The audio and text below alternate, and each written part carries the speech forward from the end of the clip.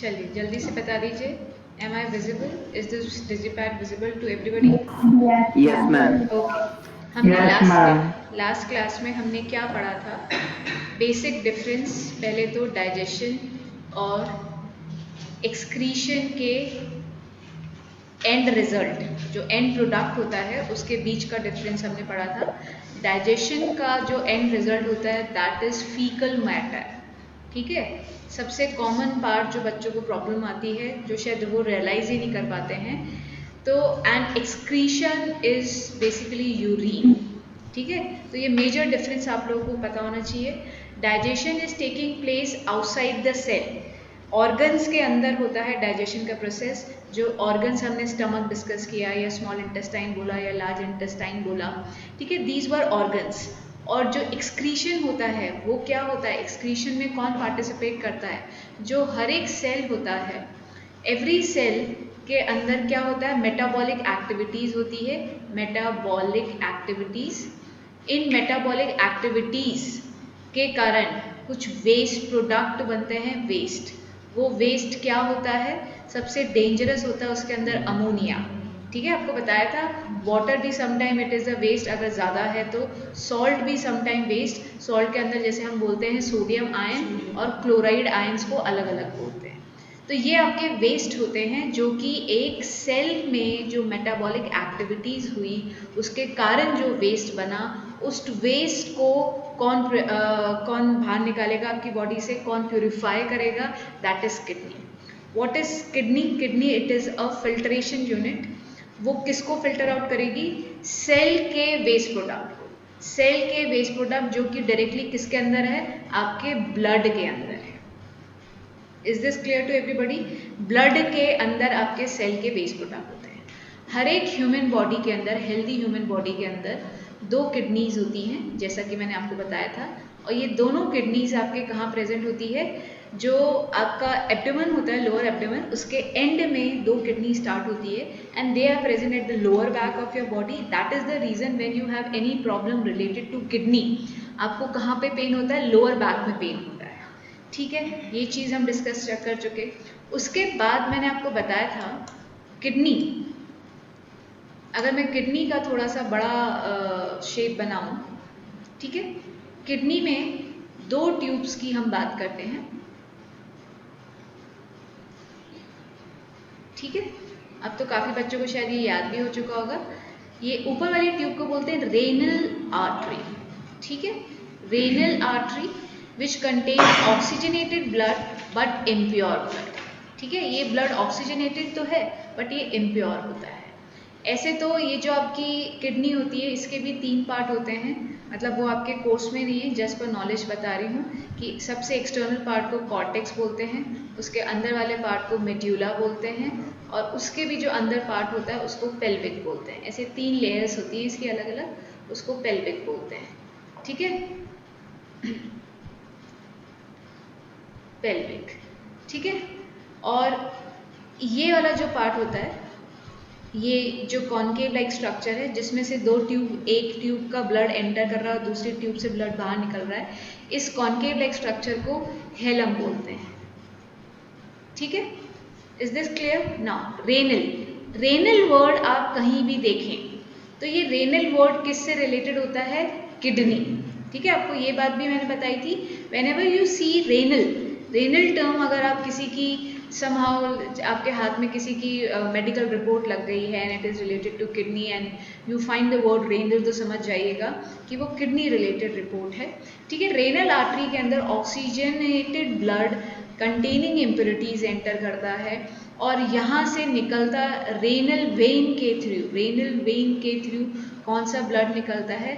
Renal vein के through आपका deoxygenated blood, जिसको मैंने दूसरी लैंग्वेज में क्या बताया था, ये जो ब्लड निकल रहा है इसके अंदर जब आपने ऑक्सीजनेटेड ब्लड अंदर गया किडनी में प्यूरिफिकेशन के काम में, तो उसमें ऑक्सीजन काम में आ गई थी। तो ये जो ब्लड आ रहा है, या तो आप डीऑक्सीजनेटेड बोलो या फिर लेस ऑक्सीजन कंटेनिंग ब्लड भी बोल सकते हैं इसको। प्लस सबसे important, it will be a pure form of blood, impurities सारी की सारी किस में रह गई है, किडनी में रह गई, क्योंकि किडनी का काम ही क्या था, it is a filtration unit which is use to filter out the impurities which is being created by a cell by a metabolic activities. Cell के अंदर जो मेटाबॉलिक एक्टिविटीज़ होती है उसके कारण जो वेस्ट बनता है, उस वेस्ट को हटाने के लिए, रिमूव करने के लिए हम क्या यूज़ करते हैं, किडनी को यूज़ करते हैं। एक और मैंने एक नई चीज़ आपको लास्ट क्लास में बताई थी, ये जो अमोनिया होता है it is highly poisonous, highly dangerous, but ऐसा नहीं होता है जितना भी अमोनिया बना है वो सारा का सारा उसी समय पे बाहर निकल जाए। तो कुछ अमोनिया कुछ समय के लिए स्टोर भी होता है, क्योंकि ये इतना ज़्यादा पॉइजनस होता है कि it is also one of the ingredient of your toilet cleaner. You can see that. मुझे नहीं पता कितने लोगों ने ये चीज़ घर पे जाके देखी। Is there anybody who saw this in their at the end of in the at the back side of your toilet cleaner bottle? किसी ने देखा घर जाके? नहीं देखा होगा तो अगेन मैं आज बोलूँगी, आज जाके देख लीजिएगा। तो अमोनिया इज़ हाईली डेंजरस, ये आपकी बॉडी के अंदर छेद कर सकता है, पॉइजन है, नुकसान पैदा कर सकता है। तो इस अमोनिया को लेस डेंजरस बनाने के लिए लीवर क्या करता है, इस अमोनिया को यूरिया में कन्वर्ट कर देता है। ठीक है, तो ये ज़्यादा डेंजरस था और यूरिया कम डेंजरस होता है। तो this is one of the function of the liver. अगर आपका लीवर ढंग से काम नहीं कर रहा है तो ये काम नहीं होगा। ठीक है, तो लीवर के दो काम कर लिए, एक तो डाइजेशन के अंदर बाइल जूसेस वाला काम था और अभी इसके अंदर देख लिया। Now urea is a waste product जो कुछ समय के लिए आपकी बॉडी अगर स्टोर भी करती है तो it may cause less harm कुछ समय के लिए, बिकॉज वी नो हमें कुछ समय बाद after short duration of time depending upon the amount of water जो हमने अंदर लिया है, वी डेवलप एन अर्ज जिसके कारण हम यूरिनेट पास करने के लिए जाते रहते हैं। ठीक है, तो ये क्लियर है सबको। चलिए अब हम आगे फाइनली किडनी के अंदर घुसते हैं। Is there anybody having any doubt इतने पार्ट के अंदर? Shall I move on? चलिए, ये जो आर्टरीज होती हैं, इज देयर कोई डाउट पूछ रहा है? यस, कोई डाउट पूछ रहा है क्या?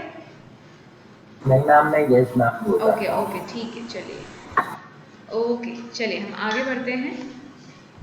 नेक्स्ट हम आपको बताएंगे किडनी के अंदर हम घुस रहे हैं। ये जो आर्टरीज थी, ये आर्टरीज फर्दर छोटी छोटी पतली पतली ट्यूब में कन्वर्ट होती जाएंगी। And you since you have already started life process with me, तो आपने देखा था जब आर्टरीज फर्दर छोटी पतली ट्यूब्स में कन्वर्ट होती है तो उनको आर्ट्रियोल्स बोलते हैं। ठीक है, तो अब मैं एक और डायग्राम बना रही हूँ जो बहुत ही ज़्यादा इम्पॉर्टेंट है, जो हम बेसिकली नेफ्रॉन का डिस्कस कर रहे हैं। हम क्या बताने जा रहे हैं, किडनी के अंदर जो फिल्ट्रेशन यूनिट होती है वो नेफ्रॉन होती है। And there are millions of nephrons which are present in your kidney, and these are the basic fundamental filtration unit जो कि इन सबसे इम्पॉर्टेंट काम यही फिल्ट्रेशन का यही काम कर रहे हैं किडनी के अंदर, नेफ्रॉन्स। ठीक है, तो ये मैं नेफ्रॉन का स्ट्रक्चर बना रही हूँ, एक नेफ्रॉन का, जो कि आप एग्जैक्टली आपके एग्जाम में बना के आ सकते हैं। ये हम पहले भी डिस्कस कर चुके हैं, तो जिनको वापस से बनाना है they can draw it again. ठीक है, जिन्होंने ड्रॉ किया हुआ है there is no need to draw it again, it is completely your choice.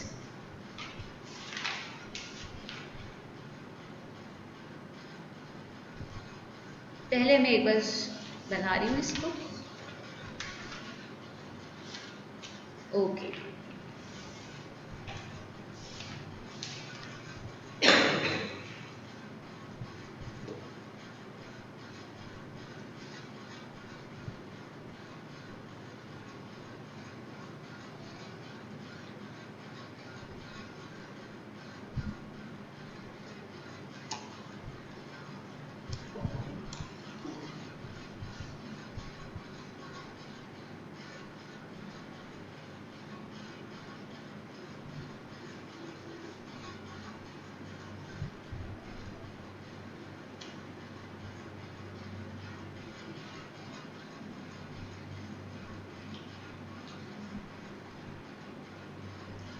ठीक है, पहली पाइप, ये कौन सी पाइप है?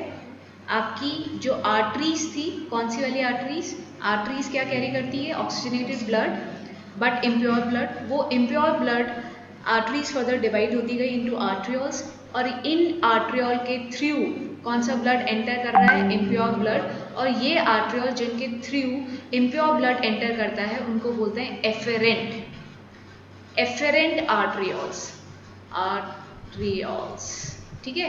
एफेरेंट का मतलब होता है इनकमिंग, इनकमिंग, और इफेरेंट एक होती है इफेरेंट आर्ट्रियोल्स।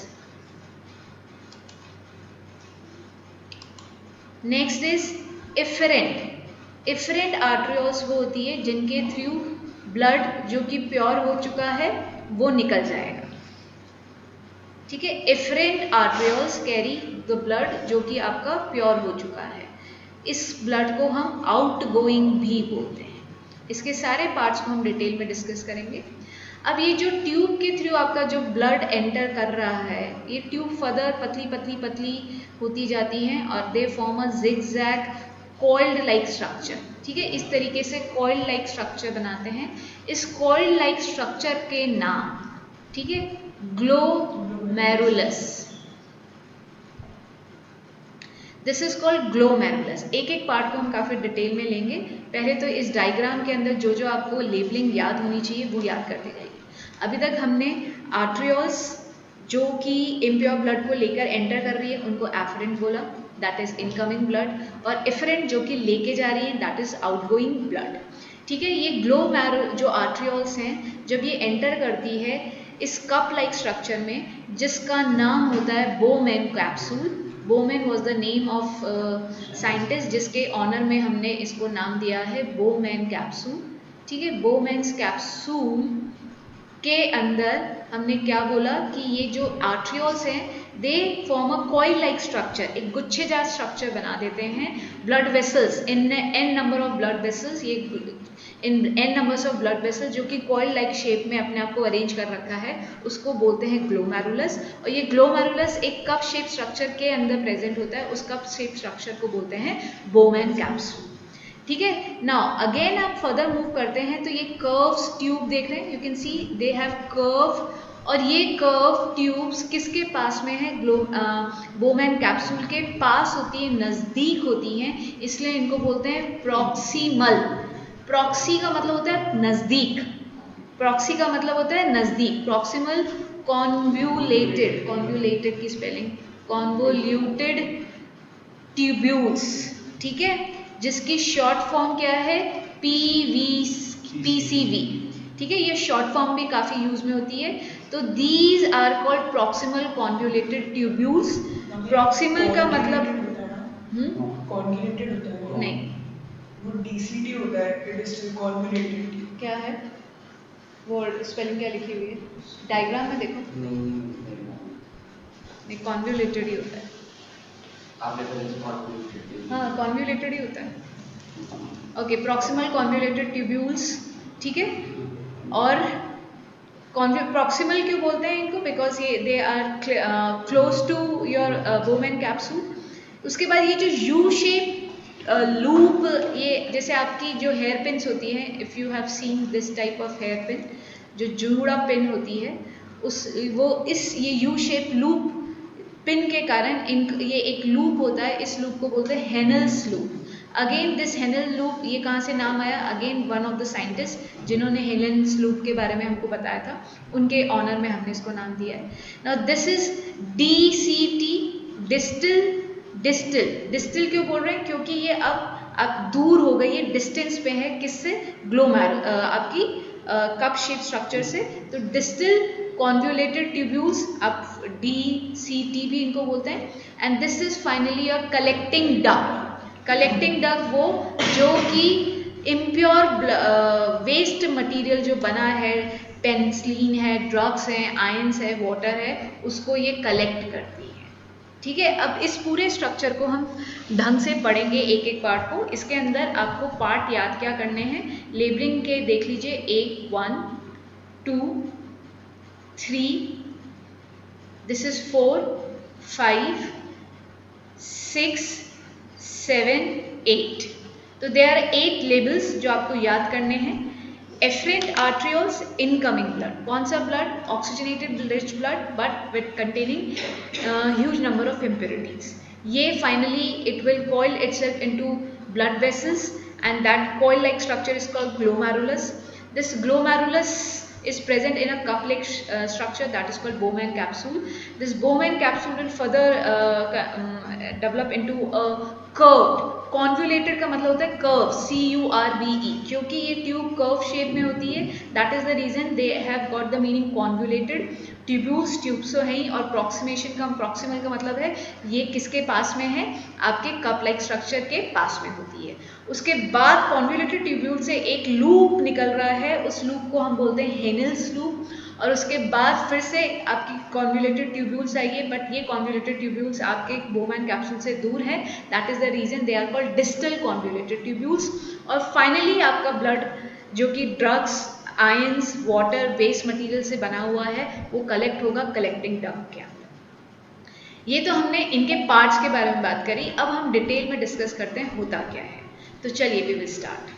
अब हमने बोला कि हमारा blood, incoming blood afferent arteriole से जो एंटर कर रहा है, ये ब्लड पतली ट्यूब के अंदर जब एंटर करता है तो ऑब्वियसली कोई भी चीज़ जब पतली ट्यूब के अंदर एंटर करती है तो वो प्रेशर में आ जाती है. जब माउथ बड़ा होता है ट्यूब का तो पानी आराम से फ्लो होता है, बट जब माउथ आप ट्यूब का छोटा कर देंगे तो जो ब्लड आ रहा है दैट इज अंडर प्रेशर. तो ये जो प्रेशर वाला ब्लड कहाँ एंटर कर रहा है? आर्ट्रियोल्स, और आर्ट्रियोल्स फर्दर छोटी छोटी होती जा रही है ब्लड वेसल्स के अंदर. मतलब कुल मिला के ये आर्ट्रियोल से जो एंटर करा है in coil like blood vessels में, ये ब्लड वेसल के अंदर जो ब्लड है वो बहुत ज़्यादा प्रेशर के अंदर है. क्या ये बात समझ में आती है? ये प्रेशर में होता है. ये ग्लोमेरुलस के जो एंड होता है उसमें पोर्स होते हैं, छेद. ठीक है. इनफैक्ट बोमैन कैप्सूल की जो इनर वॉल्स है उस पर भी होल्स होते हैं, पोर्स होते हैं. तो जब ये ब्लड जो कि प्रेशर से एंटर करता है, ये प्रेशर वाला ब्लड इन ग्लोमेरुलस की वॉल को टकराएगा जिसमें छेद है.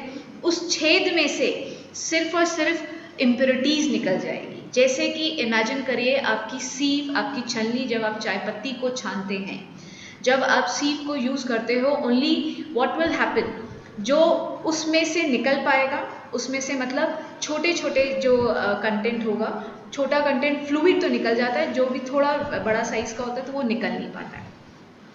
ठीक है. तो इन पोर्स का छेद इसी तरीके से होता है, इसमें से वेस्ट मटेरियल निकल जाता है, वेस्ट फ्लूइड निकल जाता है, फ्लूइड. ठीक है. We are talking about fluid क्योंकि when you pass urine containing impurities. ठीक है. तो इन पोर्स में से फ्लूइड निकलेगा, यूरिन निकलेगा, और अभी तो हम उसको यूरिन नहीं बोलेंगे, will call it a fluid, will pass from the walls of the glomerulus into the Bowman capsule की वॉल्स. अब जो बोमैन कैप्सूल की वॉल्स में जो पहुंचा है, let me change the colour, जो पहुंचा है उसको बोलते हैं फिल्टरेट. फिल्टरेट. ये फिल्टरेट क्या होता है? ये फिल्टरेट अच्छी और बुरी दोनों चीज़ों का कॉम्बिनेशन होता है, जैसे कि मैंने आपको पहले भी बताया था. इसके अंदर वाटर होगा, इसके अंदर आपके आयंस होंगे, सोडियम आयन, क्लोराइड आयंस होंगे, इसके अंदर ऑब्वियसली यूरिया होगा. ठीक है. कुछ आपका प्रोटीन भी हो सकता है, कुछ सॉल्ट भी हो सकता है. ठीक है. तो इसके अंदर अच्छी और बुरी चीज़ें दोनों होती है, जिसमें से कुछ चीज़ों को हमको रीएब्जॉर्ब भी कराना होता है.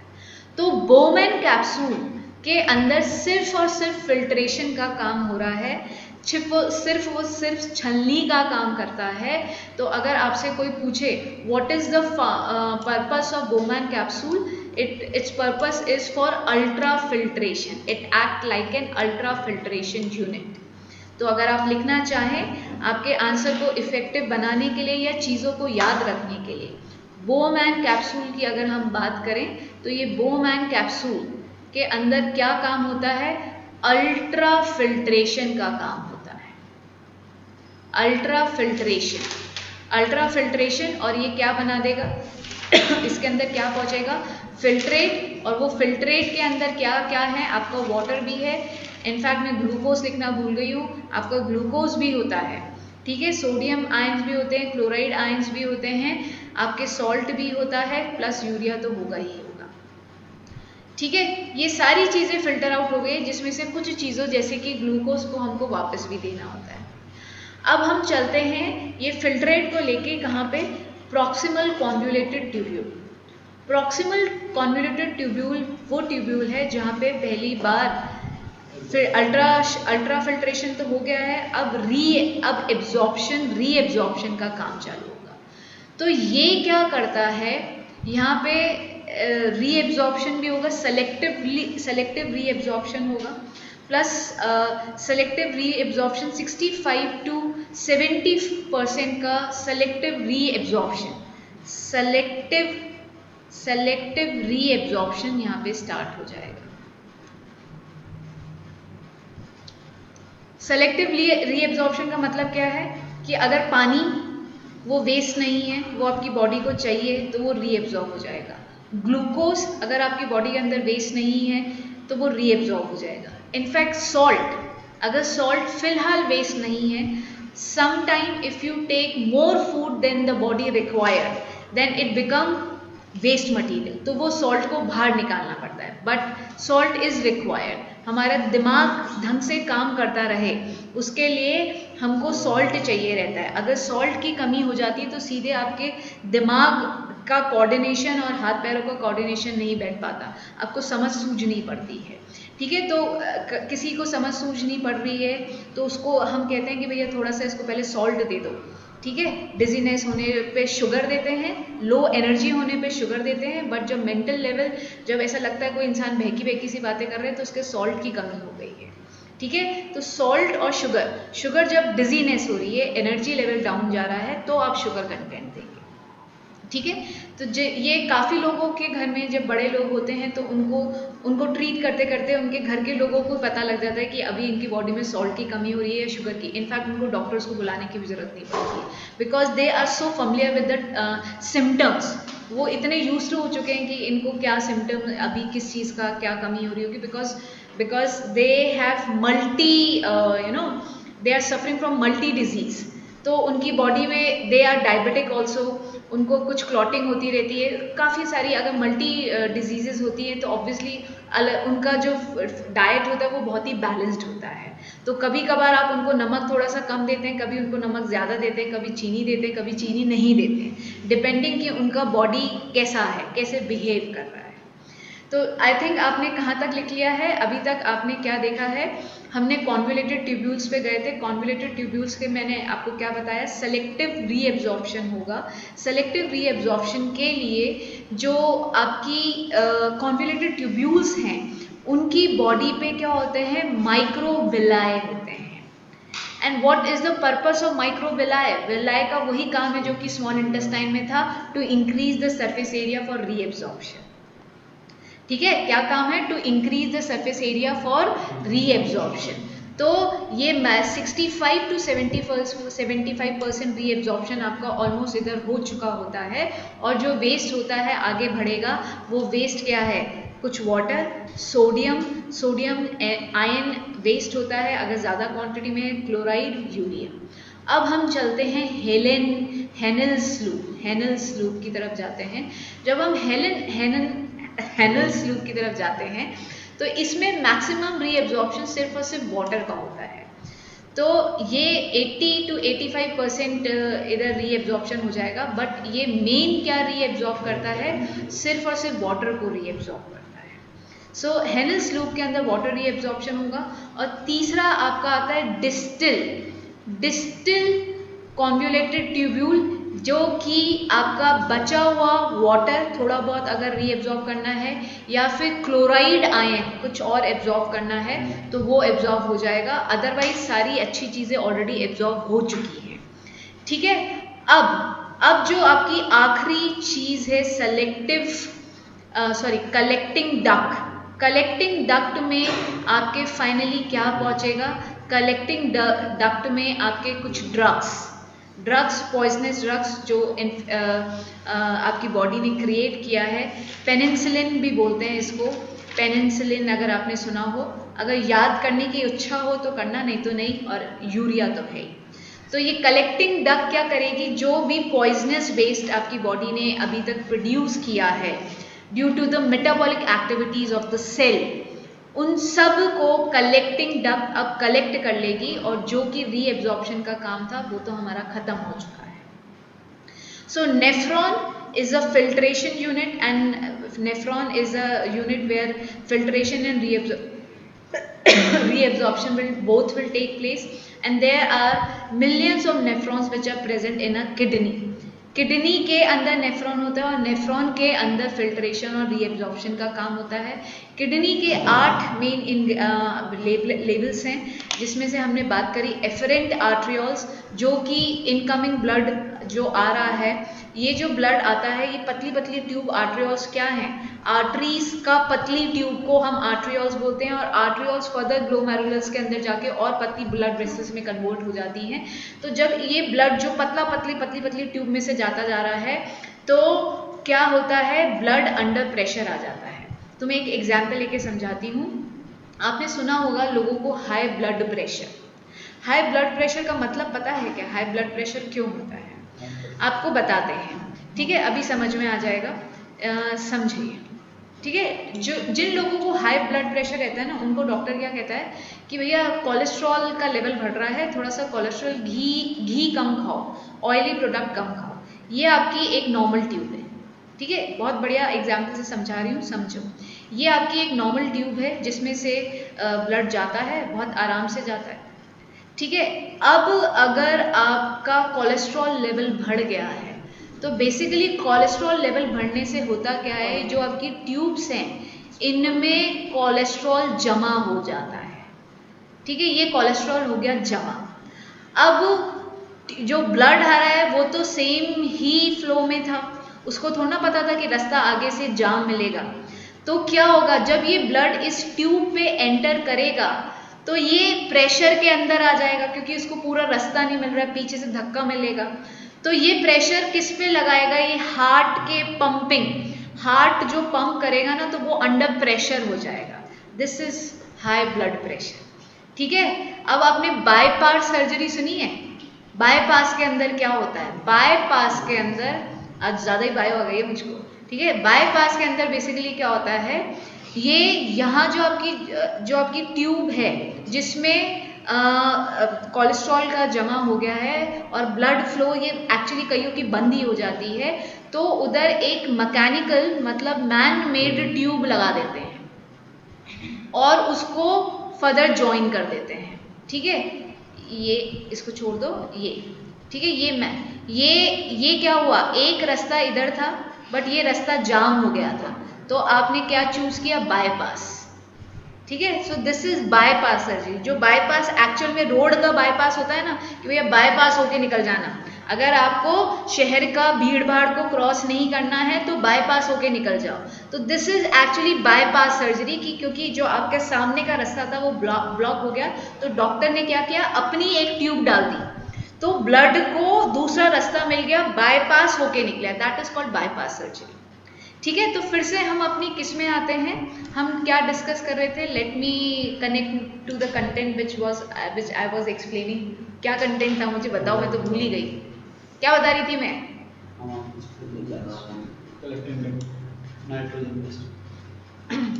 ओके, तो मैं ये बता रही थी कि जो हमारा ब्लड, सब सुन रहे हैं या सो गए हैं, मुझे किसी ने जगा नहीं है?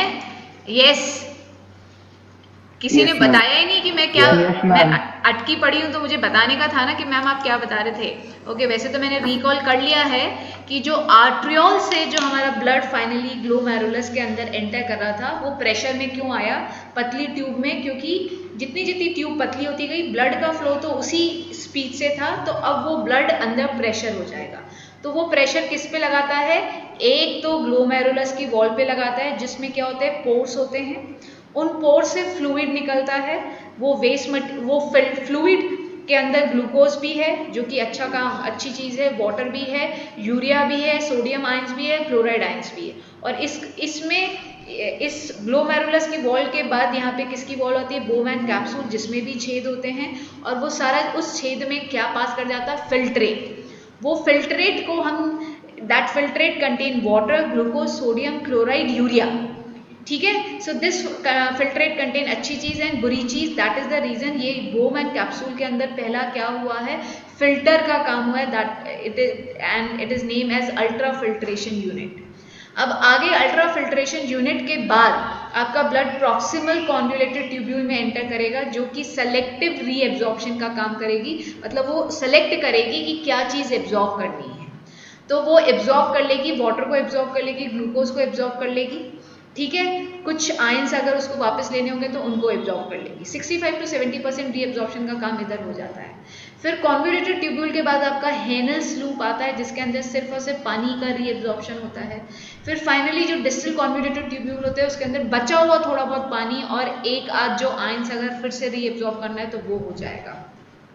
फाइनली कलेक्टिंग डक्ट में जो पहुंचेगा that will be poisonous material, harmful material जो आपकी बॉडी को नहीं चाहिए, and it may be salt, it may be water if you are drinking more water, and of course it contain urea, it contain drugs, it contain penicillin, जो कि आपकी selective tube collecting duct के अंदर collect हो जाएगा, ठीक है। अब ये कलेक्टिंग डक्ट, अब फाइनली हम माइक्रो लेवल पे आ रहे हैं। Macro, this was micro, kidney के अंदर घुस गए तो नाइफ्रॉन आ गया, तो किडनी के अंदर घुसना वॉज माइक्रो। अब मैं मैक्रो पे आ रही हूँ, किडनी से बाहर निकल रही हूँ, किडनी से बाहर निकल रही हूँ। Are you getting my part और नॉट? तो पहले तो मुझे ये बता दो कि ये कंटेंट कितने लोगों को बहुत बढ़िया तरीके से समझ में आया है। I need reply on my chat window from everyone yes, जल्दी से हर जना मुझे फटाफट रिप्लाई करेगा कि मैम ये कंटेंट वापस से समझ में आ गया है। Yes, I am waiting for the reply on my chat window, जल्दी से। Yes Chirag, thank you for sending smileys. Okay, yes Vidhi, okay okay. पढ़ली को फाइनली पैर सीखने को मिल गया। पढ़ली मिस किया था तुमने, है ना? ओके हाँ मैम। हाँ, तो इसलिए तुम खुश हो रही होगी, आई कैन इमेजिन यू। चलिए, ओके चलो ठीक है, थैंक यू अर्णव। चलो अर्णव अग्रवाल। ओके तो अब हम मूव करते हैं, वो समझाना बहुत ही इजी है क्योंकि मेन पार्ट इसके अंदर का था जो तुम्हें समझ में आ गया होगा, ठीक है। ओके सो ये हमारी दो किडनीज थी, ठीक है।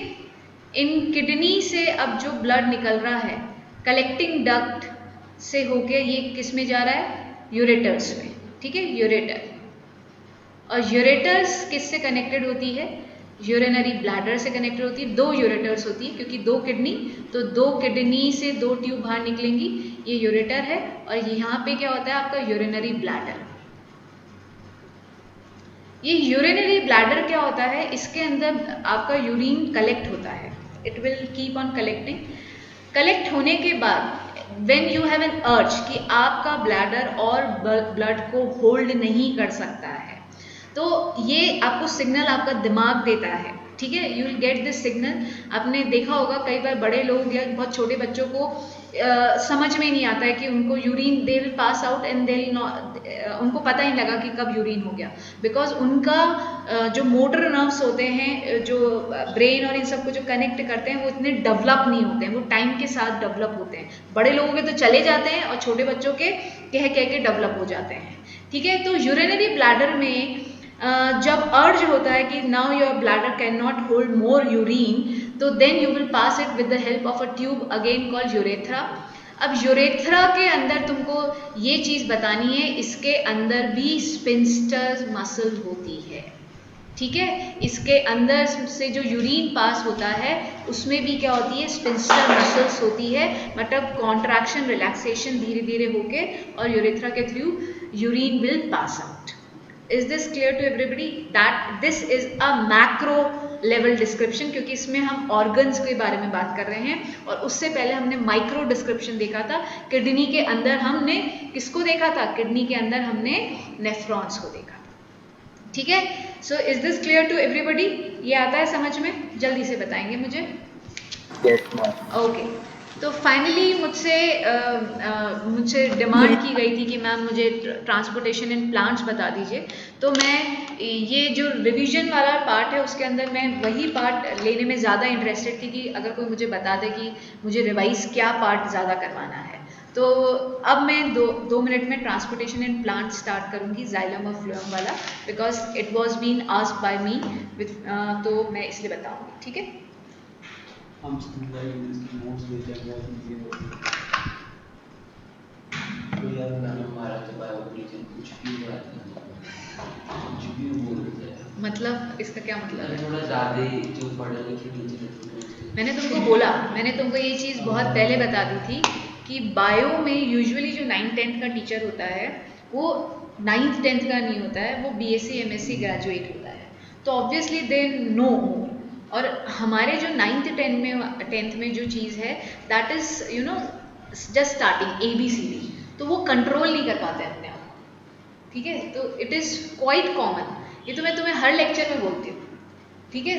तो मैं जितना है सफिशेंट है उसको बहुत बढ़िया तरीके से समझा रही हूँ, बट उसके अलावा जब मुझे पता है मेरे बच्चों को नहीं लिखना है या एग्जाम वाला डिमांड नहीं कर रहा, फुल मार्क्स उनको मेरे वाले कंटेंट में आ जाएंगे, तो why to go for that, ठीक है। तो अब तुम्हारा इजी का क्या मतलब है? मतलब ये डायग्राम नहीं बताया है? हाँ, तो ये डायग्राम बहुत इंपॉर्टेंट है, और जब मैंने सिखाया था मैंने आपको ये चीज़ बोली थी कि आप ये डायग्राम बना के आ जाओ, ये लेबल करके आ जाओ और कुछ नहीं करना है। डायग्राम कहाँ से बनाओगे? बना लो NCERT वाला डायग्राम। तो फिर ये नेफ्रॉन का डायग्राम इससे इजी डायग्राम नहीं हो सकता, एंड इट कंटेन एवरीथिंग, ठीक है, एंड इजी मोस्ट डिस्क्रिप्शन ही दिया है मैंने पॉइंट टू पॉइंट। चल हाँ बेटा, मेरा क्वेश्चन था मैम, जब हम लोग मैम कोई मेडिसिन लेते हैं, फिर मैम कोई टैबलेट लेते हैं, तो मैम उसके बाद हमारा यूरिन जो होता है वो और येलो क्यों निकलता है?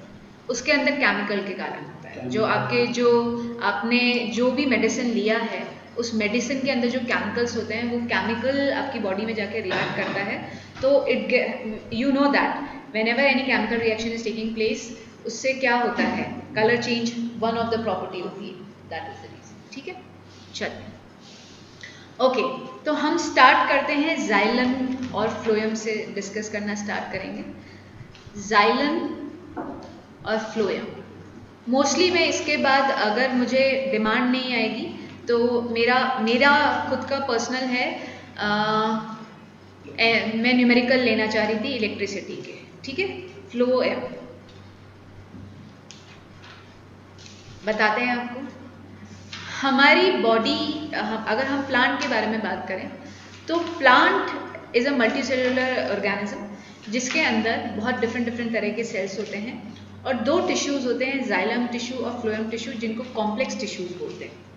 परमानेंट टिश्यू तो होते ही, अगर आपको थोड़ी सी भी 9th याद हो, मेरिस्मेटिक टिश्यू में सिंपल परमानेंट टिश्यू होता था पैरेन्काइमा, स्क्लेरेन्काइमा, कोलेन्काइमा, एरेन्काइमा, ठीक है। These word simple permanent tissue. तो हम बात कर रहे हैं जाइलम और फ्लोएम की। जाइलम और फ्लोएम बेसिकली क्या होते हैं? जाइलम जो रूट का प्रोडक्ट होता है, रूट बेसिकली वाटर और मिनरल को स्टोर करता है। रूट से प्लांट को क्या मिलता है? Water and minerals. ये वाटर और मिनरल्स हमें कहाँ देना है? ये वाटर और मिनरल्स हमको बिल्कुल टॉप हाइट तक लेके जाना है। तो to conduct this water containing mineral from roots to each and every part of the plant, ये काम होता है आपके जाइलम टिश्यू का। फिर बात आती है फ्लोएम की। फ्लोएम, फॉर फ्लोएम, अभी नया तरीका सीखा है मैंने। फोटोसिंथेसिस तो मैंने बताया ही था, P for photosynthesis, P for phloem. For phloem, for food, ठीक है। प्लांट्स जो फूड बनाते हैं, प्लांट जो फूड बनाते हैं, वो फूड बनता तो कहाँ है? लीव्स पे बनता है, क्योंकि लीव्स कंटेन क्लोरोफिल, क्लोरोप्लास्ट, जहाँ पे फोटोसिंथेसिस होता है, जिसके कारण ग्लूकोज बनता है। Glucose is the end product, food होता है। उस फूड को भी, जहाँ पे फूड नहीं बन रहा है, चाहे वो स्टेम हो गई या रूट हो गई, ऊपर नीचे आपको दोनों डायरेक्शन में उस फूड को पहुँचाना होता है। तो उसके लिए आपकी हेल्प करता है another conducting tissue, that is called phloem, ठीक है। तो दोनों का पहले तो नाम का मतलब समझ में आना चाहिए। जाइलम टिश्यू रूट से वाटर और मिनरल को लेके एक ही डायरेक्शन में। अब हम बात करते हैं जाइलम टिश्यू की। जाइलम टिश्यू के क्या पहुँचाएगा?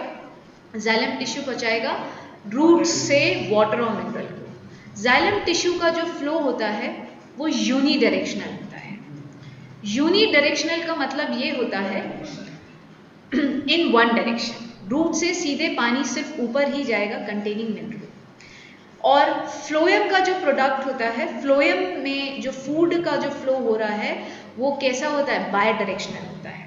ठीक है, बाय डायरेक्शनल, ओमनी डायरेक्शन भी बोल सकते हैं, बाय डायरेक्शन बोल लेते हैं, वो ऊपर और नीचे दोनों डायरेक्शन में फ्लो होता है। ठीक है, अभी हम डिस्कस करेंगे जाइलम और फ्लोएम में से जाइलम और फ्लोएम के बारे में एक चीज और मैं बता दूं, इन दोनों टिश्यूज को वैस्कुलर बंडल्स भी कहते हैं, वैस्कुलर बंडल्स। अब ये वैस्कुलर टर्म का मतलब क्या होता है, वैस्कुलर टर्म का मतलब होता है ट्यूब्स, पाइप।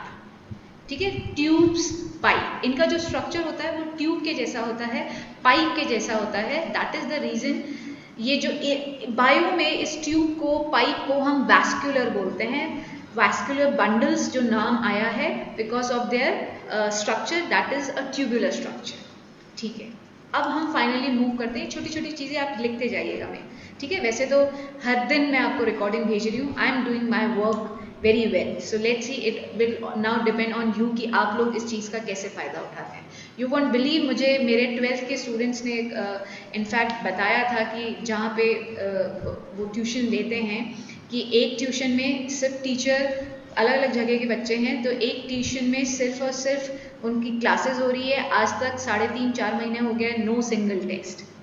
एक ट्यूशन के लिए उन्होंने बताया कि मैम टीचर हमारा कभी भी क्लास लेता है रैंडमली, विदाउट, आधे घंटे पहले वो हमारा टाइम चेंज कर देते हैं, जिस टाइम पे क्लास होने वाली होती है उसके 20 मिनट बाद क्लास चालू होती है, जितने ड्यूरेशन की होती है उससे काफ़ी मिनट पहले ख़त्म हो जाती है, प्लस हमेशा बोलते हैं रिकॉर्डिंग भेजूंगा, आज तक हमारे पास कोई रिकॉर्डिंग नहीं है, हमारे लेक्चर इतने मिस होते हैं, हम क्या करें मैम। ठीक है, so this is the present scenario बाहर का। ठीक है, बिकॉज आप लोगों को पता नहीं होगा कि बाहर क्या क्या चीज़ें हो रही है, तो मुझे पता लगा तो I just shared it from you. ठीक है, मैंने आपके साथ शेयर किया। ओके, चलिए, बाहर तो मैं भी नहीं निकल रही हूँ, बट जो बाहर के बच्चे जो मुझे बता रहे हैं उससे मुझे ये पता लगेगी बात। अब हम आते हैं जाइलम में।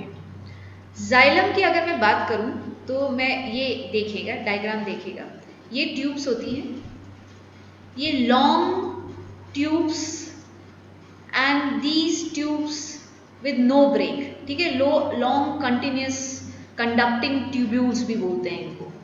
ठीक है, यू कैन सी कोई ब्रेक ही नहीं आ रहा है, ये यहाँ से निकली है ट्यूब, ये फाइनली क्योंकि पानी तो सब जगह जाएगा ना, ब्रांचेस में भी जाएगा, तो ये नो ब्रेक के से ये ट्यूब्स, ये इस तरीके से जो पैसेज बना है, इस पैसेज को कंटिन्यूस पैसेज भी बोलते हैं, कंडक्शन, कंटिन्यूस कंडक्शन पैसेज और पाथ, ये होता है। अगर आप इसका बहुत ही ओवरव्यू देखो, जाइलम टिश्यू का एक बहुत ही से समझने के लिए एक डायग्राम देखो, so this is the diagram. ये डायग्राम क्या बता रहा है कि ये एक कंटिन्यूस पैसेज है, एक पाइप है जो कि फाइनली ब्रांचेस होते जाते हैं और पानी फ्लो करता जाता है। चलिए, अगर मैं जाइलम के, ये तो आपने ऊपर का व्यू देखा, अब थोड़ा अंदर हम घुसते हैं। जाइलम का अगर हम एक सेल की बात करें, टिश्यू की बात करें, तो ये होती है xylem cell wall, this is called cell wall. ठीक है, और ये जो हॉरिजॉन्टल लाइंस होती हैं ये भी होती है सेल वॉल, आराम से समझने की कोशिश करिएगा। और दो सेल वॉल के बीच में साइटोप्लाज्म, न्यूक्लियस, सेल ऑर्गेनल, सारे चीज़ें होते हैं। ठीक है, ये जाइलम होता है। जाइलम में जैसा कि आपने सुना होगा, जाइलम 4 तरह के सेल से बना हुआ है, ट्रैकीट्स, वेसल्स, जाइलम पैरेन्काइमा और जाइलम फाइबर। ठीक है, पैरेन्काइमा एंड जाइलम फाइबर, उसको स्क्लेरेन्काइमा भी बोलते हैं। ठीक है, इनमें से xylem parenchyma is the only living cell, और तीनों के तीनों सेल डेड सेल होते हैं।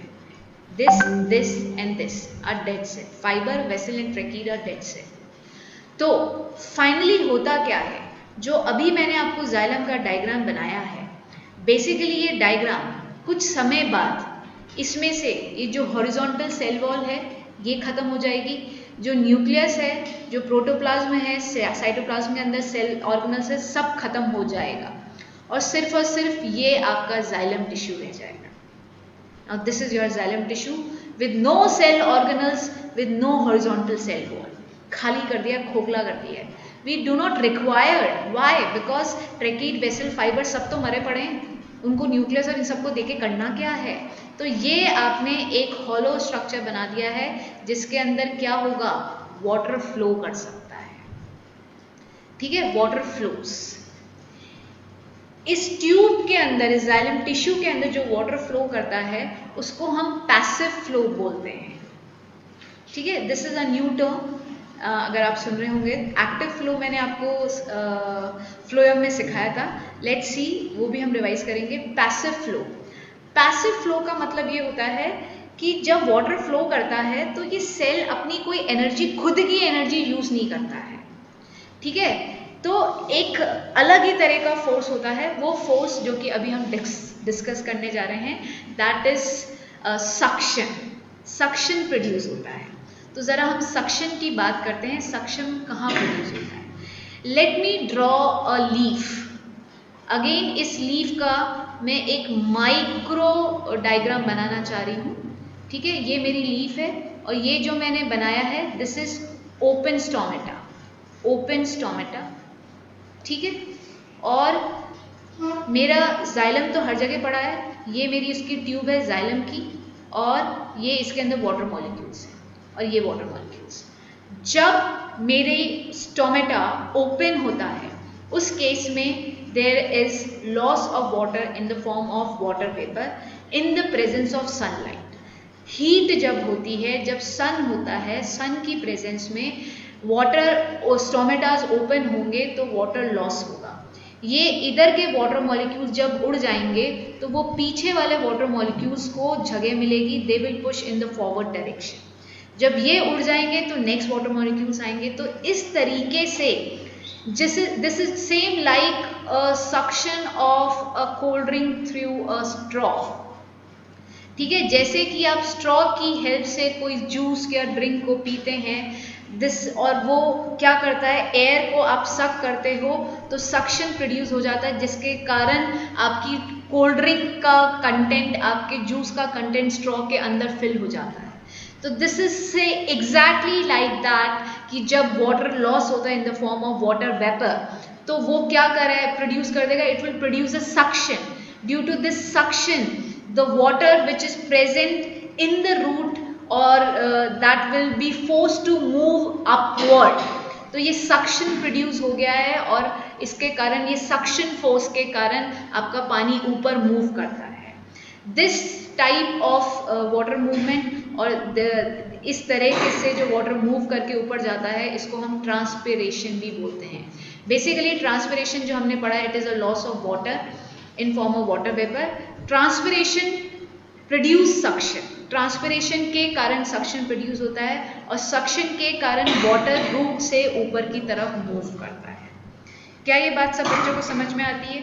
हमारा पानी कहाँ जा रहा है? हमारा पानी ऊपर चढ़ रहा है। अब इसमें इंपॉर्टेंट बात समझने की ये है, एक और चीज़ आपको बताते हैं। जैसे ये तो मेरी थोड़ी सी स्टर्डी बॉटल है। जो बिस्लरी की बॉटल होती है, इफ़ इट इज़ एम्प्टी, ठीक है, अगर वो एम्प्टी है और एकदम से आप उसमें से पानी सक करोगे तो वो क्रश हो जाएगी। यस, क्रश हो जाएगी। तो देयर आर चांसेस कि इसी तरीके से जो आपकी ट्यूब है, जो ट्यूब जिसके अंदर आप कंटिन्यूसली हीट की प्रेजेंस में सक्शन, ट्रांसपिरेशन हो रहा है और ट्रांसपिरेशन के कारण सक्शन हो रहा है, तो एक समय ऐसा भी होगा, क्या पता पानी नहीं हो और वो खाली हो तो वो ऐसे क्रश हो जाए।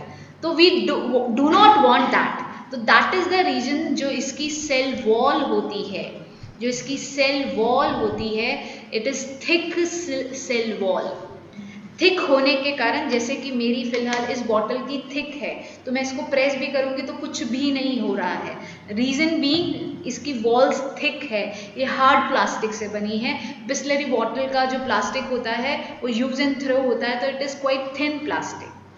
तो इस वॉल को ट्यूब, जो बस आपकी जाइलम टिश्यू की जो ट्यूब है, इसको थिक बनाने के लिए कि वो ऐसे प्रेस होने पे क्रश ना हो जाए, हमने उसको, उसकी सेल वॉल को थिक बनाया है। और वो थिक बनाने के लिए लिग्निफाइंड वॉल होती है। लिग्निन एक मटेरियल जो कि आपने 9th में पढ़ा था, लिग्निन। लिग्निन अगर आपको याद हो, it is it act like a cement. Cement क्या करती है, हमारे घर को स्ट्रॉन्ग बनाती है। तो जो इसकी सेल वॉल होती है, these cell wall contain lignin, lignified cell wall भी बोलते हैं इसको, ठीक है। ये सब कुछ आपका, अगेन मैं कुछ एक्स्ट्रा नहीं पढ़ा रही हूँ, मैंने इनफैक्ट जो 9th में पढ़ा था उसको 10th से रिलेट किया है। तो आप थोड़ा सा आंसर अगर एलॉबरेट करना चाहते हो तो यू कैन डू दैट, ठीक है। कुछ थोड़ा सा ज़्यादा पढ़ने से ये होता है कि हम कुछ भूल गए हैं तो फिर भी हम पूरा लिख पाएंगे, बट बहुत ज़्यादा पढ़ना जब ज़रूरत नहीं है तो क्या ज़रूरत, तो मत पढ़ो। 11th-12th में बहुत ज़रूरत पड़ेगी तो तुम्हारे पास समय, एनर्जी सब कुछ कम होगा, तो उस टाइम के लिए अभी हम थोड़ा सा खर्च नहीं करते हैं, बचा के रखते हैं। This is for those people who are opting for PCM और PCB। I am not talking to humanity और कॉमर्स बैकग्राउंड स्टूडेंट, ठीक है, नो ग्रजेस, बट हाँ PCM PCB वाले बच्चों को ज़्यादा पढ़ना पड़ता है। मैम इसका मैम ठीक होने का ये भी कारण हो सकता है ना कि मैम क्योंकि जो इसके जो डेड सेल्स होते हैं वो वॉल्स पे जाकर डिपॉजिट हो जाते हैं, तो वो देखो सेल वॉल डेड जब होती है, जिस अगर तुमको स्क्लेरेनकाइमा याद हो तो वो थिकने, वो क्या प्रोवाइड करता था, वो स्टिफ बनाता था, क्योंकि स्टिफ बनाने के लिए डेड सेल्स ही यूजुअली काम में आते हैं। तो वो हमने आपको बताया कि सेल वॉल थिक भी हो गई, लिग्निन मटेरियल भी, और डेड तो है ही, ठीक है। अब हम बात करते हैं, आई होप यहाँ तक क्लियर है। Shall I come to check my chat window, मुझे रिप्लाई कर दो इतने से पार्ट के लिए, ट्रांसपिरेशन के लिए फटाफट, ठीक है। तुम लोगों की मीटिंग नहीं छूटती है, मुझे बहुत बढ़िया लगता है कि 15, 16, 17, 18 बच्चे तो क्लास में फ़िलहाल हैं, 2 लोगों की इनफैक्ट छुट्टी है। ओके, विधि को क्लियर है। विधि को आप, विधि इज़ इंदौर शिफ्ट हो रही है and she will be attending our classes, but उसके घर में पैकिंग चल रहा है एंड आई आस्क्ड हर कि बेटा if it is not possible आप सिर्फ मोबाइल से मेरा कंटेंट सुन लो, and she is doing that. Just look at the sincerity level of Vidhi. आप लोग एवं ही छुट्टियाँ ले लेते हो, और वो उसको मैंने सिंपली उससे पूछा कि बेटा is it possible for you, उसकी मॉम ने मुझसे पूछा था, and then still she is attending our class. उसके पूरे घर के अंदर पैकिंग चल रही है, she will be leaving in 2 days for Indore, ठीक है। तो please show such kind of sincerity in your studies. Okay, चलिए हम आगे बढ़ते हैं। अब रात में आ जाते हैं, आज मेरे ख्याल से हम जाइलम ही कवर कर पाएंगे। ट्रांसपिरेशन तो होगा हीट में, सन की प्रेजेंस में। रात में भी पानी की तो ज़रूरत पड़ेगी ना, तो रात में क्या होगा, तो चलिए हम रात के टाइम पे आते हैं। रात के टाइम की बात कर रहे हैं, एक another process will take place. ये मैंने एक रूट बनाया है, मोटा इसलिए बनाया है क्योंकि मुझे माइक्रो विजन आपको शो करना है, बड़ा लेवल का। और ये रूट कहाँ प्रेजेंट होती है, ये ऑब्वियसली मड के अंदर प्रेजेंट होती है, ठीक है।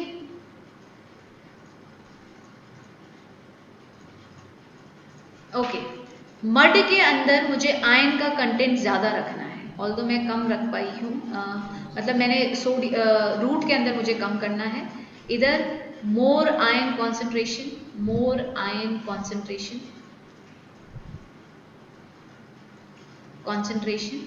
और within the root less ion concentration, less ions concentration, ठीक है। चलो बढ़ते हैं आगे। रात के टाइम पे पानी रूट्स के अंदर कैसे घुसेगा? होता क्या है, रूट के अंदर आयन की कॉन्सेंट्रेशन कम होती है, और उसके आसपास जो मिट्टी होती है, मिट्टी में आयंस क्या होते हैं, मिनरल्स, ठीक है, मिनरल्स। पानी, रूट सिर्फ पानी ही नहीं पहुंचाती है, रूट के अंदर क्या होता है, रूट के जो पानी जा रहा है उस पानी के अंदर आयंस भी होते हैं। एक चीज़ इसको बताने से पहले एक और चीज़ बताती हूँ, ये जो पानी एब्जॉर्ब करता है ना प्लांट, उसमें से 95% it losses, 95% there is a loss of water in the form of water vapour. तो तुम्हारे दिमाग में क्वेश्चन आएगा कि यार अगर 95% लॉस ही हो जाता है तो फिर पानी एब्जॉर्ब ही क्यों होता है? तो उसका रीज़न ये होता है कि पानी जो है उसके अंदर मिनरल्स होते हैं। तो पानी जब इवेपोरेट होता है तो सिर्फ पानी ही इवेपोरेट होता है, it left its minerals to each and every part of the plant. Mineral को दिस वाटर, दिस जाइलम जो पैसेज है और ये जो वाटर है, this water act like a train, ठीक है, ये जो वाटर है इट इज़ द ट्रेन, और उस ट्रेन के अंदर कौन हॉप हो रहा है, योर मिनरल्स आर हॉपिंग इन। तो उस ट्रेन के अंदर आपके मिनरल्स बैठ गए हैं पानी की ट्रेन के अंदर। तो जब पानी ऊपर चढ़ेगा तो उसके साथ मिनरल चढ़ जाएंगे, बट जब पानी इवेपोरेट होगा तो दे विल हॉप आउट, वो बाहर निकल आएंगे। कौन से, मिनरल्स, और मिनरल्स प्लांट हमसे ऑफ कर लेगा। तो ये बात समझ में आती है। तो खाली पानी के लिए हम ये सारा जाइलम का काम मेन ये नहीं कि पानी पहुंचाना, जाइलम का काम ये पानी के अंदर मिनरल्स को पहुंचाना। ठीक है, is this clear to everybody? चलिए अब हम आगे बढ़ते हैं। अब हमने बोला कि यहाँ पे आयन की कॉन्सेंट्रेशन ज़्यादा है, यहाँ पे आयन की कॉन्सेंट्रेशन कम है। तो होगा क्या? ऐसा तो होगा नहीं ये बैठे बैठे आयन को लगेगा चलो इसके अंदर मूव करते हैं, नहीं, ऐसा नहीं होता है। इधर जो सेल के रूट्स होते हैं, सेल, रूट्स ऑफ सेल, ध्यान से पढ़ेंगे, root of cells, root of cells क्या होंगे, they use their energy, they use their energy. Cell, इधर लिविंग सेल की बात कर रहे हैं, लिविंग सेल के अंदर क्या होता है, एनर्जी किसकी, अरे आप याद करो, आपको बताया था सेल स्टोर एटीपी। एटीपी क्या होती है, एनर्जी होती है ना। तो वो जो स्टोर्ड एनर्जी है ना, उस स्टोर एनर्जी को ये सेल यूज करेंगे to get the ions inside. ठीक है, आयंस अपने आप बैठे बैठे अंदर नहीं आ जाएंगे, ये सेल को अपनी एनर्जी खर्च करनी पड़ेगी उनको अंदर लाने के लिए आयंस को। तो ये आयंस अंदर आ गए। ठीक है, ध्यान दिया, आयंस कैसे अंदर आए, the roots of the cell use their energy to get the ions from the roots inside the, from the soil to inside the root। चलिए अब क्या हुआ, आयन की कॉन्सेंट्रेशन रूट के अंदर बढ़ गई है। जब आयन कॉन्सेंट्रेशन बढ़ जाएगी तो ऑस्मोसिस का प्रोसेस होगा।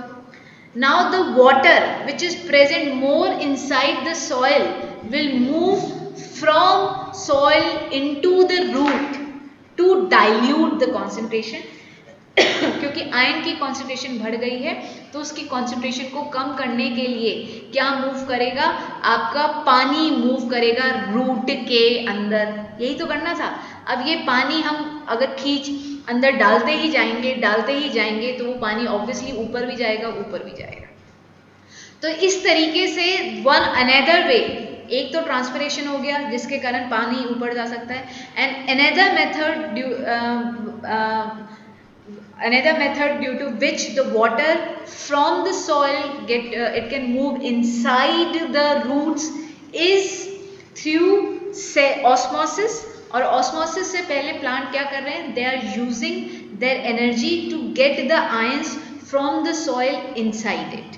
पहले तो उन्होंने एनर्जी को यूज किया which is an active process.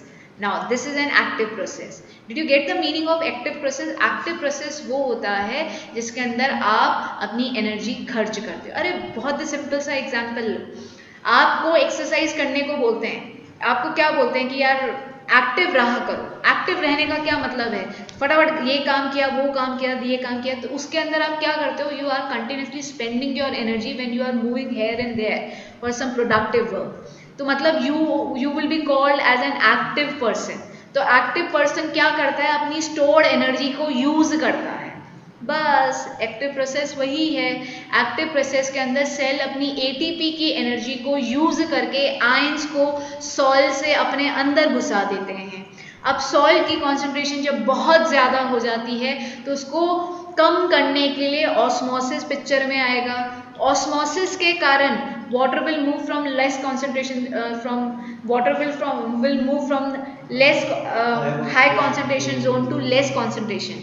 इधर किसकी कॉन्सेंट्रेशन की बात कर रहे हैं, वाटर की कॉन्सेंट्रेशन की बात कर रहे हैं। तो वाटर की कॉन्सेंट्रेशन अभी रूट के अंदर कम हो गई है, तो वाटर मूव करेगा सॉइल से रूट के अंदर, and this is how the second process will take place, जिसके अंदर आपका क्या मूव कर गया है, आपका वाटर मूव कर दिया है इनसाइड द रूट्स। चलिए, this is all about xylem. Let me check my chat window to check out कि कितने लोगों को बढ़िया तरीके से समझ में आ गया है। ठीक है, इसको ज़रूर अपनी लैंग्वेज में लिख के देखिएगा। So I am checking my chat window. Yes, पढ़ ली finally. Okay, good, very good. Okay, yes Chirag, very good, बढ़िया। विधि, यस, चल ठीक है, ओके। तो प्लीज एवरीबडी शुड रिप्लाई। मेरी ख्याल से आज परिधि की भी मीटिंग छूट चुकी है, ठीक है। खुशी No, रिप्लाई नहीं ma'am. करती है। परिधि हो गया, ओके। यार परिधि फिर रिप्लाई नहीं कर रही हो तुम, है ना? खुशी रिप्लाई कर रही है, तो जिनकी आई थॉट कि उनकी मीटिंग ही छूट गई लगता है। अमित की तो छूट ही गई है in fact, am I correct now? नहीं, अमित भी है ठीक है, चलो। आप रिप्लाई नहीं कर रहे हो तो आई वॉज थिंकिंग कि आप लोग की मीटिंग छूट गई है, ठीक है। So this was all about your xylem tissue. I hope ये क्लियर हुआ होगा। 5 मिनट में आपको थोड़ा सा फ्लोएम बताती हूँ, बट फ्लोएम यहाँ पे अभी कंप्लीट नहीं होगा हमारा, थोड़ा सा देख लेते हैं।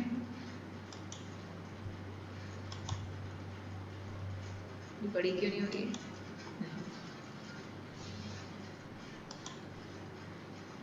सिर्फ थोड़ा सा फ्लोएम के बारे में। ओके, फ्लोएम का अगर मैं डायग्राम बनाऊं, let me draw the diagram for you, आप लोग भी बना लीजिएगा। ये फ्लोएम की सेल वॉल है, ठीक है।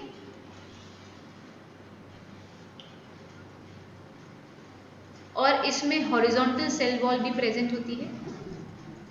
ये जो हॉरिजॉन्टल सेल वॉल होती है इसमें ब्रेक्स होते हैं, कोई दिक्कत नहीं, होते होंगे, ठीक है। ये शायद मैंने पहले भी डायग्राम बताया था तुम्हारे लिए, ठीक है। ये इस तरह की इसकी सेल वॉल होती है with holes. This is its cell wall.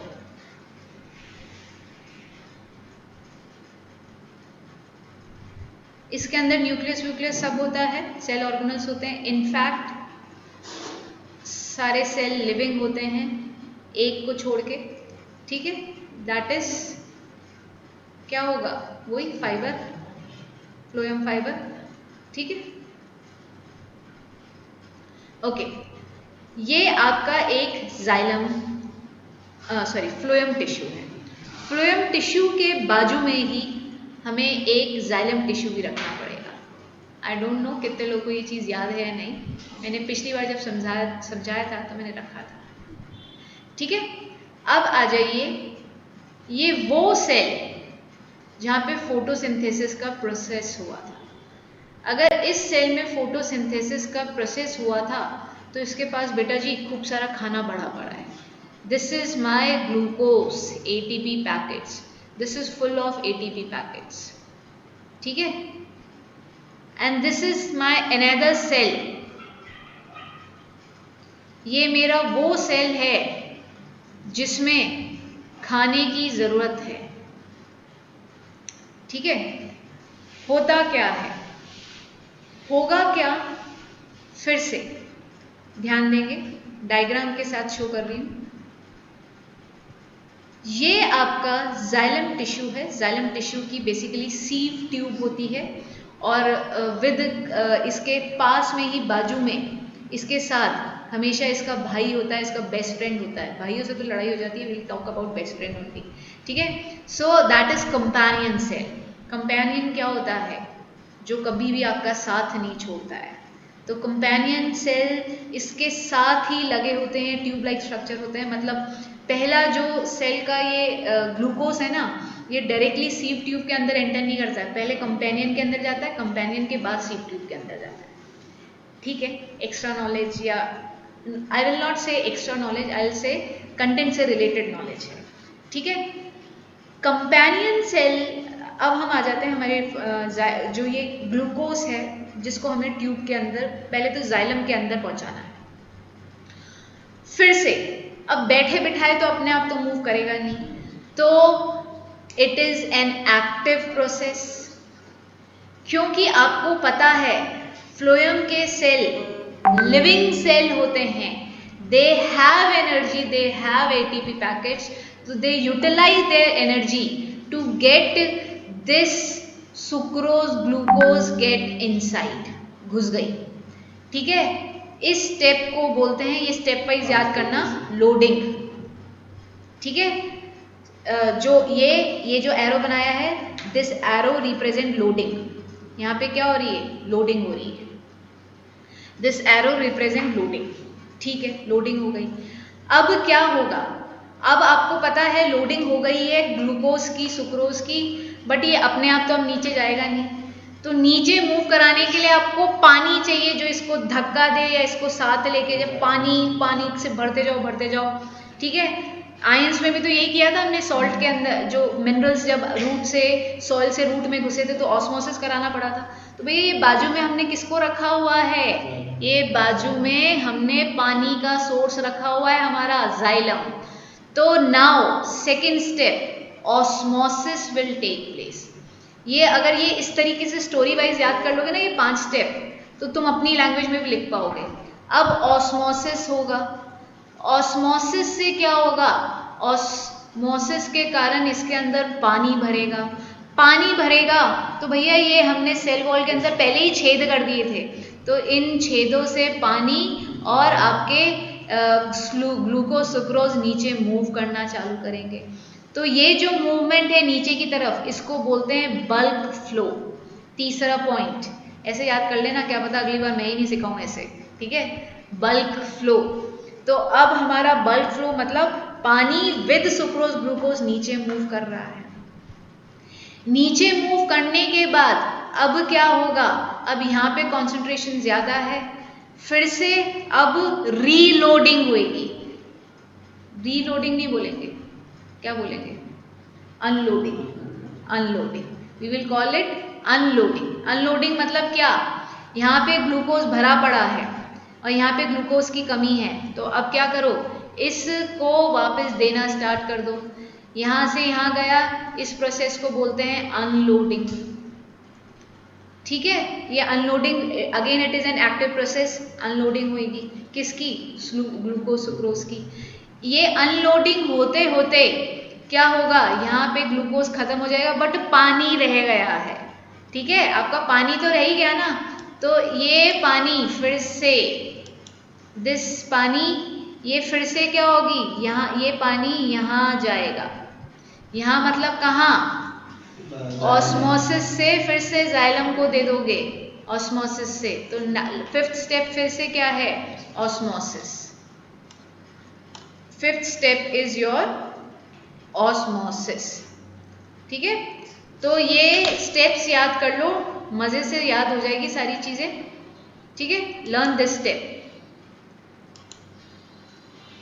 याद कर सकते हैं, फिर से देखना चाहेंगे, ओके एक बार फिर से देख लेते हैं हमने क्या क्या डिस्कस किया है। मेरे को डायग्राम एक बार थोड़ा सा नीचे लेके आना है। चलो फटाफट देखेंगे। एक सेल जो कि ग्लूकोज सुक्रोज से भरा पड़ा है, उस सेल के कंटेंट को हमको फ्लोएम ट्यूब के अंदर डालना है।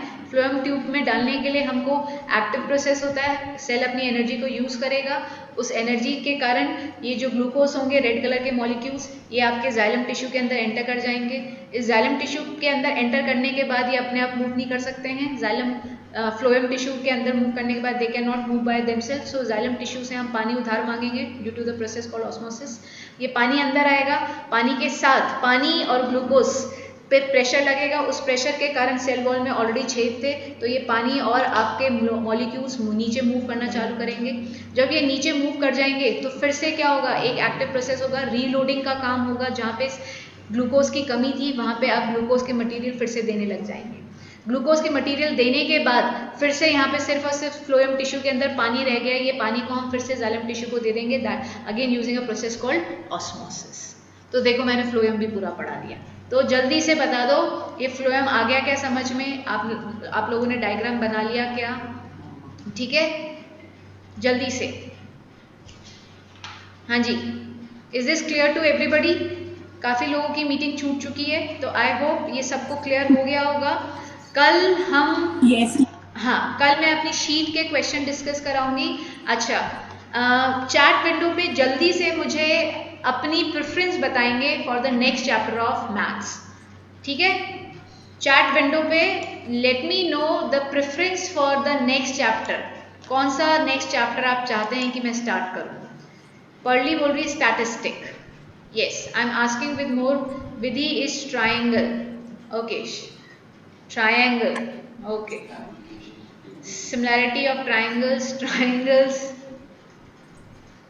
ओके, काफ़ी लोग ट्राइंगल्स बोल रहे हैं। चलिए, अभी काफ़ी लोगों की मीटिंग भी छूट गई है, तो हम एक बार और पूछ लेंगे।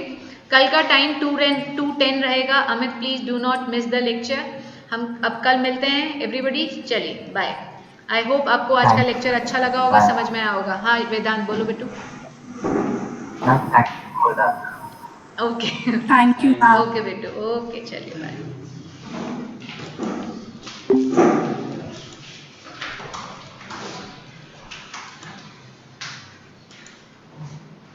Thank you ma'am. ओके बेटा।